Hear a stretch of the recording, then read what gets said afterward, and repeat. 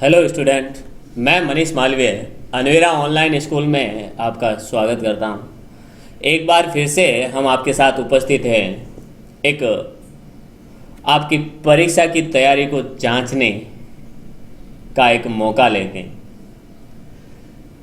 पिछले वीडियो में अपन ने कुछ 10 क्वेश्चन सॉल्व किए थे, जिसके बारे में चर्चा की थी, उनके ऑप्शन के बारे में भी चर्चा की थी। ठीक है, काफ़ी बच्चों के उत्तर सही आए, काफ़ी को तैयारी की ज़रूरत है। ठीक है, तो सभी बच्चे फटाफट जुड़ जाएं इसके साथ और अपनी तैयारी की जांच करें। ठीक है, तो शुरू करते हैं अपना आज का ये सेशन। अपन देखिए, पहला सवाल है, स्फेग्नोमैनोमीटर से क्या मापा जाता है? बच्चों, अगर आपको याद आ रहा है तो हमने ये पहले लेसन में पढ़ा था स्फेग्नोमैनोमीटर के बारे में। ठीक है, जिसमें मैंने आपको ये एक यंत्र है जो हमारे शरीर के किसी चीज़ को मापता है। वो क्या मापता है? देखिए, अ है रक्त शर्करा स्तर, भोजन में पोषक तत्व, स रक्तचाप, या द खाद्य पदार्थ में मिलावट। ठीक है, बताइए फटाफट, क्या मापता है? क्या मापता है? फटाफट बताइए, इंतज़ार है आपके आंसर्स का।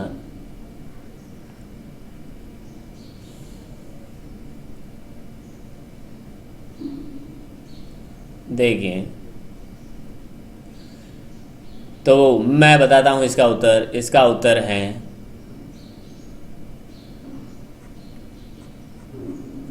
उत्तर है रक्त चाप। पहले का उत्तर क्या है? रक्त चाप। ठीक है, पहले का उत्तर है रक्तचाप। फिर देखिए, इंसुलिन, दूसरा सवाल है, इंसुलिन का स्राव होता है, यानी इंसुलिन इन चारों में से कौन छोड़ता है? ठीक है, इंसुलिन एक हार्मोन है, वो कौन सा ग्रंथि या कौन सा भाग, शरीर का कौन सा भाग ये छोड़ता है? ऑप्शन है, देखिए आपके ऑप्शन है, देखिए, पहला है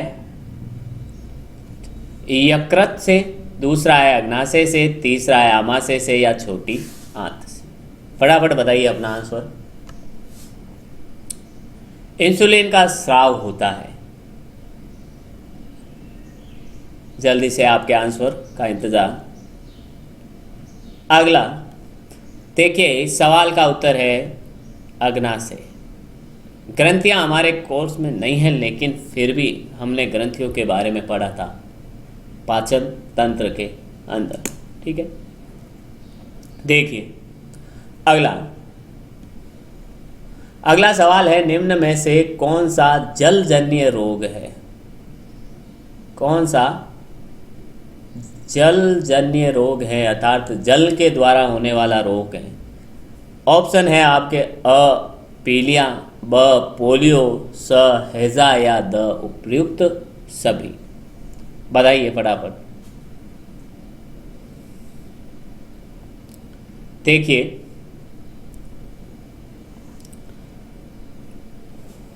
जलजन्य रोग हैं पोलियो, हैजा या पीलिया। फटाफट बताइए। ये जो सभी रोग हैं, उपयुक्त सभी इसका आंसर है। ठीक है, ये सभी रोग जल से होते हैं। फिर मटर की फली का रंग हरा कैसा लक्षण है? मटर, जो आनुवांशिकता, अपन ने आनुवांशिकी पाठ पढ़ा है, उसमें मटर की फली का रंग हरा है, तो वो कैसा लक्षण है? अगर मटर की फली का रंग हरा हो तो वो कैसा लक्षण है?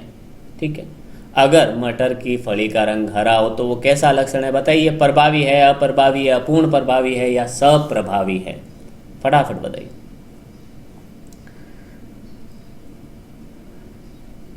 आपके क्वेश्चन के इस आंसर का इंतज़ार मैं कर रहा हूँ।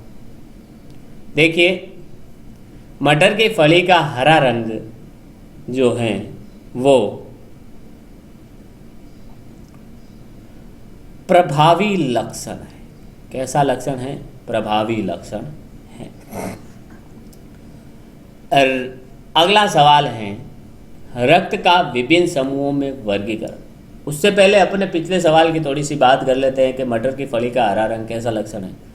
ये प्रभावी लक्षण है। हमने मटर के पौधे पर मेंडल ने जो प्रयोग किए थे तो उन्होंने 7 गुणों पर 7 लक्षणों की वंशागति का अध्ययन किया था। उनमें से एक था मटर की फली का रंग, जिसमें प्रभावी था।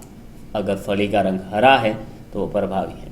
अगला सवाल है रक्त के विभिन्न समूहों में वर्गीकरण किसने किया? रक्त के जो विभिन्न समूह ए बी ओ जो है, ये इनको रक्त को इन समूहों में किसने बांटा था? बताइए। Louis Pasteur, Karl Landsteiner, Robert Koch या एडवर्ड जेनर? ठीक है, बताइए फटाफट। इस का सही उत्तर है कार्ल लैंडस्टीनर ने। कार्ल लैंडस्टीनर ने क्या किया था? रक्त वर्गों में बांटा था। ठीक है, रक्त वर्गों में बांटा था और रक्त को ए बी और ओ में बांटा था। एडवर्ड जेनर की बात करें तो एडवर्ड जेनर ने चेचक के टीके का निर्माण किया था। Edward Jenner. ठीक है, अगला है हमारा क्वेश्चन गर्भ रक्ताणु कोरकता का प्रमुख कारण। चौथा जो लेसन है हमारा प्रतिरक्षी एवं प्रतिजन, उसमें से ये सवाल है और हमने एरिथ्रोब्लास्टिस फोर्टिलिस या गर्भ रक्ताणु कोरकता को बारे में मैंने अच्छे से आपको बताया है कि गर्भ रक्ताणु कोरकता होने का कारण क्या है। पहला है अशिशु में रक्तदान। ब है RH बेजोड़ता या ABO बेजोड़ता। RH बेजोड़ता या ABO बेजोड़ता, अर्थात RH असंगति या ABO, अर्थात जो ब्लड ग्रुप है ABO, इनमें बेजोड़ता या असंगति। ठीक है, तो फटाफट बताइए इसका आंसर।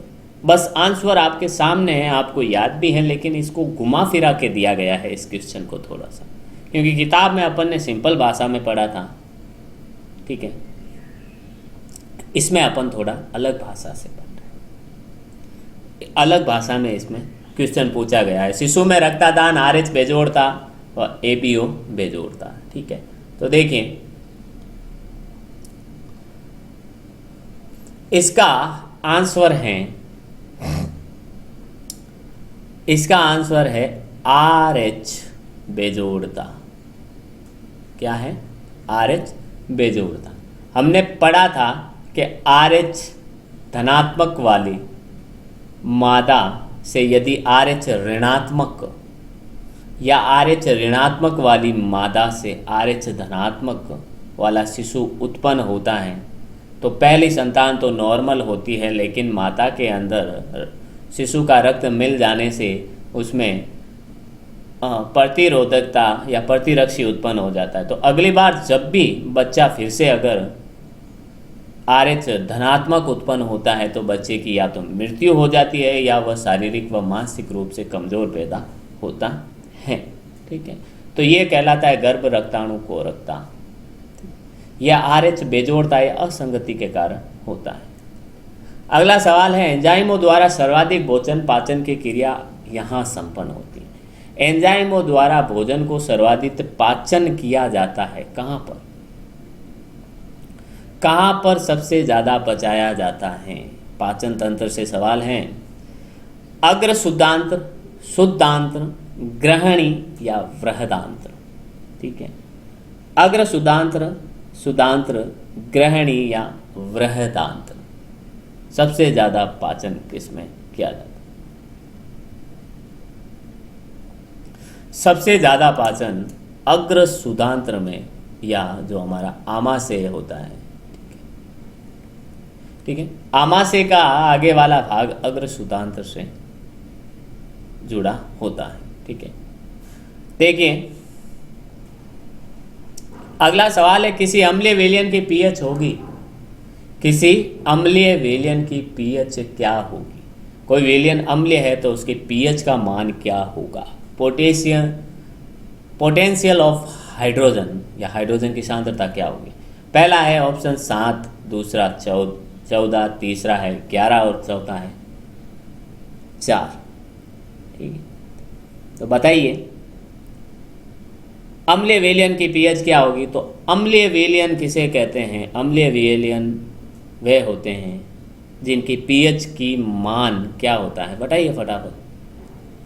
परिभाषा है, चलो मैं बताता हूँ। परिभाषा है अम्लीय विलयन की पीएच। अम्लीय विलयन किसे कहते हैं? ऐसे विलयन जिनकी पीएच का मान 7 से कम होता है। 7 से कम होता है, 7 भी नहीं होता और ना 7 से अधिक होता है, 7 से कम होता है।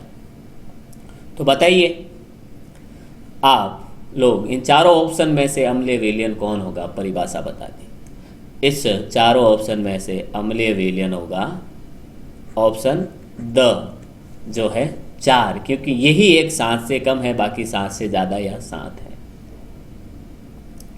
9वां सवाल है अभिक्रियाओं से कि ऊष्मा से भी अभिक्रिया में होता है।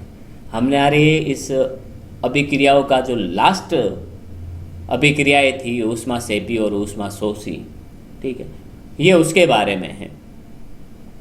ऊष्मा सेपी अभिक्रिया में ऊष्मा क्या होती है? निकलती हैं, अवशोषित होती हैं, विलय होती है, या इनमें से कोई नहीं?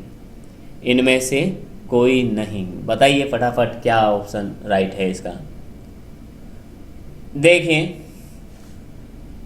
ऊष्मा सेपी अभिक्रिया, सेपी का मतलब त्यागना होता है। तो ऊष्मा सेपी अभिक्रिया में दो पदार्थों को क्या होता है? मिलाया जाता है, तो उनसे ऊष्मा क्या होती है? निकलती है। ठीक है, जिसमें ऊष्मा अवशोषित होती हैं वो कहलाती है, वह अभिक्रिया कहलाती है हमारी ऊष्मा शोषी अभिक्रिया। ठीक है, अगला और आज का लास्ट क्वेश्चन है हमारे लिए, सॉरी आपके लिए, कि निम्न में से कौन से दर्पण में वृहद दृष्टि क्षेत्र दिखेगा? वृहद दृष्टि क्षेत्र दिखेगा, अर्थात दूर तक का। ऐसा कौन सा? इन चारों में से समतल दर्पण, उत्तल दर्पण, अवतल दर्पण या परवलयिक दर्पण, इन चारों दर्पण में से ऐसा कौन सा दर्पण है जिसका देखने का क्षेत्र अधिक होता है, जिससे हमें दूर की वस्तु साफ दिखाई दे सकती है? ठीक है,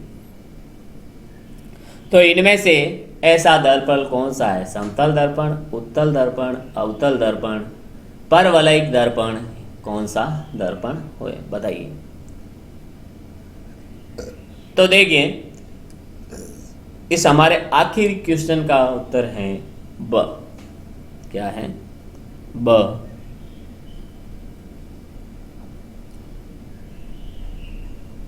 उत्तल दर्पण ये दूर की जो छोटी वस्तुएं होती है उनको बड़ा दिखाता है। जो हमारी ज्योमेट्री बॉक्स आती हैं उसमें भी एक हमें छोटा सा लेंस दिया जाता है, वो उत्तल लेंस ही होता है। ठीक है, तो ये था हमारा आज का सेशन जिसमें अपन ने 10 छोटे सवालों के बारे में चर्चा की और हमारी तैयारी को, आपने अपनी तैयारी को, एग्ज़ाम के प्रति तैयारी को जांचा। एग्ज़ाम के बारे में आपको बता दूं कि अब एग्ज़ाम कभी भी हो सकते हैं और ज़्यादा आपको टाइम नहीं मिलेगा, ये मैंने आपको कल भी बताया था। तो लगातार अपनी तैयारी में जुटे रहिए, जो नहीं जुटे हुए हैं वो भी जुट जाएं फटाफट। ठीक है, क्योंकि बोर्ड क्लास का एग्ज़ाम तो होंगे ही होंगे और यही आपके जीवन की आधारशिला कह सकते हैं। ठीक है, तो इसी के साथ हम आज के इस क्लास को ख़त्म करते हैं। मिलेंगे अगली क्लास में, तब तक के लिए ऑल द बेस्ट। घर में रहिए, सेफ रहिए, सुरक्षित रहिए, अपने और अपने घर वालों का ध्यान रखिए, अनावश्यक रूप से बाहर ना घूमें, लगातार साबुन से हाथ धोएं और अपने हाथों को सैनिटाइज करते रहें।